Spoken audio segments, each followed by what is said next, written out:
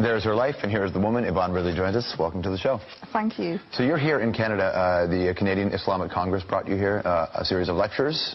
What do you talk about? I've been talking about Islamophobia, women in Islam, feminism, Islamic issues, the wars. For people who don't know your story, when they first hear the story, they go, what? Yeah. What happened? Captured by the Taliban, all of a sudden makes a promise to them on her way out that she'd read the Quran, and next thing you know, a convert. That's right. That's it in a nutshell. But basically, I was trying to think of a way to get out of this situation. Absolutely terrifying. And I promised them, you know, if you let me go, I will read the Quran. I would have promised to have learned Swahili backwards if they would just let me go. Think how different your life would have been if that was your promise, though. Yeah, so I started reading the Quran. It was an academic exercise more than anything else, because as a journalist covering the Middle East and Asia, it was shocking that I knew so little about a faith which was clearly, you know, a way of life for these people. And that academic exercise gradually turned into a spiritual journey, and, you know, nearly 2-3 years later, I converted to Islam. Your first husband was Islamic? The father of my daughter, he was a Sunni Muslim. Yeah. And he would try and talk to me about Islam, and I would just say, talk to the hand, I'm not interested. Thankfully, he was very tolerant, and we're still very good friends. Obviously, we've got, you know, our daughter in common. And I called him and I said, why did you never tell me about this great faith?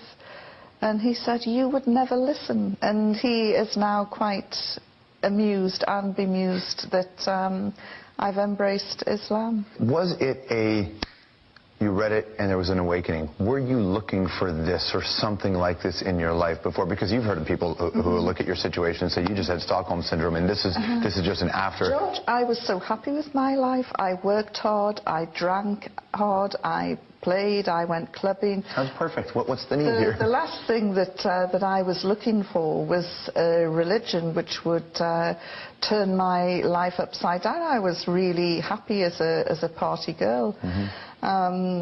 So I wasn't looking for anything. And but things started to resonate, and I started to look into it more, especially with regards to the rights of women, and was completely floored by what I was reading. I know people have said, you know, oh, classic case of Stockholm Syndrome, but I've actually looked into that because I've been asked to present a program about Stockholm Syndrome, and you have to bond with your captors. Now, I was only there 10 days, and during those 10 days, I was the prisoner from hell. I spit on them, right? Yeah, spat at them, swore at them, threw things at them. In fact, every prejudice that the Taliban ever held about Western women was probably reinforced and made worse. You're like an episode of Absolutely Fabulous, sitting inside it. Was that what it was? It was. It was a bit like Patsy, you know, Patsy meets Mullah Omar. It was a total clash of civilizations. I heard you kept a diary on the inside of a toothpaste box. Is that accurate? Yes. What did you write in there? Just little bullet points, because I really thought I was going to die, and I don't know I just wanted to leave something behind in case somebody would ever come across it. I'm not a psychologist, I don't know, but I'm just, that's thinking you're going to die to that point, that's the kind of traumatic experience that could really kickstart a change in one's life. When you left that situation, did you sit there and say, I thought I was going to die, my life isn't good enough, I'm not doing what I should be doing, and that helped precipitate? No, I just thought I'm going to party more when I get out, you know, and well, enjoy life. Well, you failed at that, Yvonne. I must admit, yes, you did. Some of my friends are very sad that I'm no longer there drinking the champagne glasses. Well, look on the bright side, you picked an amazing time in the world to be a Muslim. Yes. Like, this is the moment when this conversation, it's been centuries since the conversation has been this heated between the East and the West. Absolutely, and you know, this is something that I often say, my timing could have been a bit better. Big conversation in England had to do with the dress of Muslim women. In France, all over Europe, it's even a debate here. I couldn't believe, I thought that the niqab issue was done away with. When will white middle-class men learn to stay out of women's wardrobes? How do you mean? Well, the debate here is over polling and voting, right? No, it isn't that, George. Think about this. The issue focuses on an area where there are 67,000 voters, where 5,000 of those voters are Muslims, where 12 of those Muslims wear the niqab or the face veil. Right. All of those women are prepared to go into a booth and lift their veil up to a female official to verify who they are. And, what is the problem? Why is this becoming an issue? And I get my hackles raised as a feminist, and I have been a member of the feminist movement since the 70s.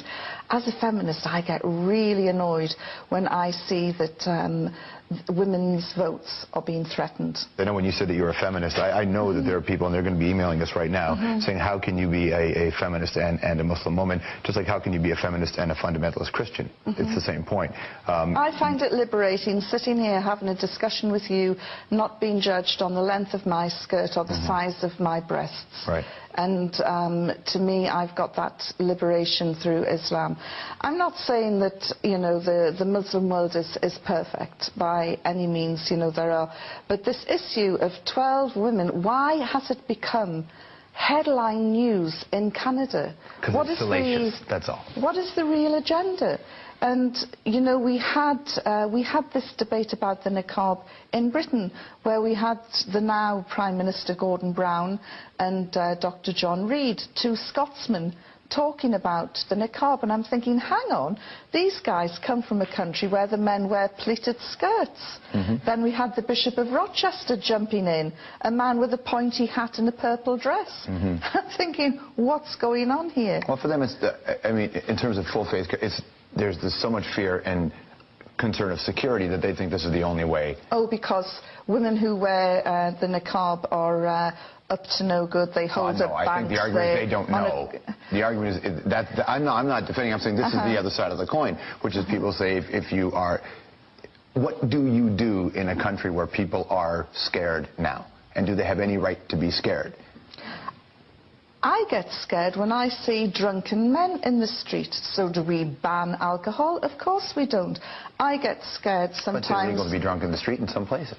I get scared sometimes when I see some people with tattoos on their face. Not many, but there are some who have these tattoos on their face, or all the face piercings. But, we shouldn't be judgmental.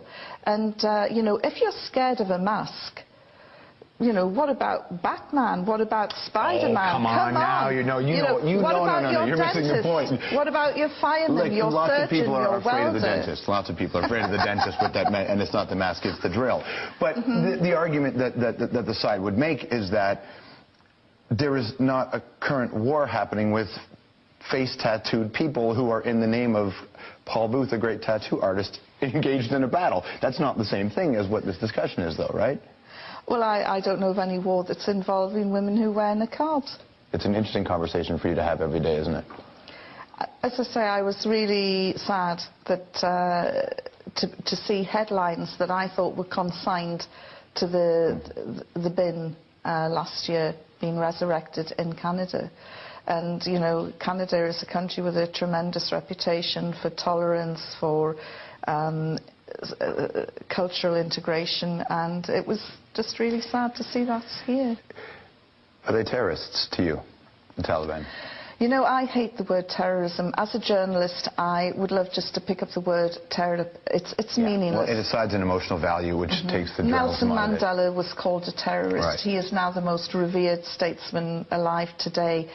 There are so-called Irish terrorists in government now, sitting down, working on a day-to-day basis in the British Parliament. The word is absolutely meaningless. Thanks for your time today. Thank you. Yvonne Ridley. The Hour will be right back.